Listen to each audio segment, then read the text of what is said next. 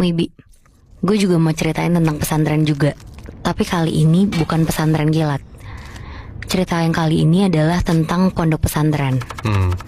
Nah, cerita gue ini gue dapetin dari Rizky, alumni dari salah satu pondok pesantren di Jawa Barat, yang waktu itu tuh lagi ngejalanin semacam tugas pengabdian sekolahnya. Oke. Di sini gue baru tahu, ternyata di beberapa pondok pesantren itu tuh punya kurikulum yang bisa dibilang beda dari sekolah umumnya. Salah satunya si pondok pesantren Rizky ini. Di sana itu salah satu tugas akhirnya mereka tuh kayak pengabdian ke pondok pesantren lain. Jadi kayak magang gitu. Nah, program pengabdian ini wajib buat semua murid kelas 12. Dan pemilihan pondok pesantren yang dituju ini juga sebenarnya bebas di mana aja. Tapi semuanya tuh disesuaiin sama nilai rapot masing-masing. Jadi kalau nilainya bagus, bisa dapat pondok pesantren yang bagus. Dan kalau nilainya jelek, kebuang ke pondok-pondok daerah atau pinggiran. Nah, sialnya si Rizky tuh nilainya emang termasuk jelek gitu.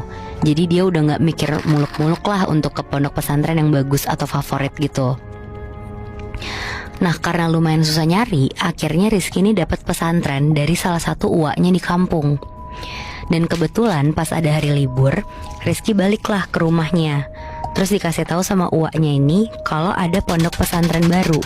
Di situ dia butuh tenaga pengajar. Dan katanya sekolahnya tuh nggak begitu gede, muridnya juga nggak begitu banyak, tapi daerahnya tuh di desa terpencil di sekitaran Cianjur. Rizky di situ langsung nerima tuh. Pokoknya cuma butuh beberapa hari buat si Rizky ini berangkat ke Cianjur ini.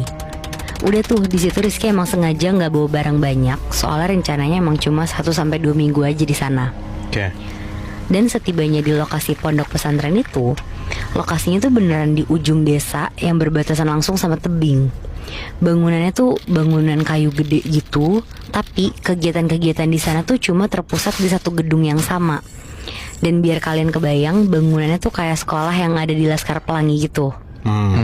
Jadi kayak ya cukup seadanya lah ya. Betul. Murid-murid di sana pun tuh nggak banyak, semuanya laki-laki. Dan ada satu hal aneh yang pertama kali dilihat dan disadarin sama si Rizky ini. Katanya tuh nggak kelihatan ada bangunan semacam masjid atau musola gitu.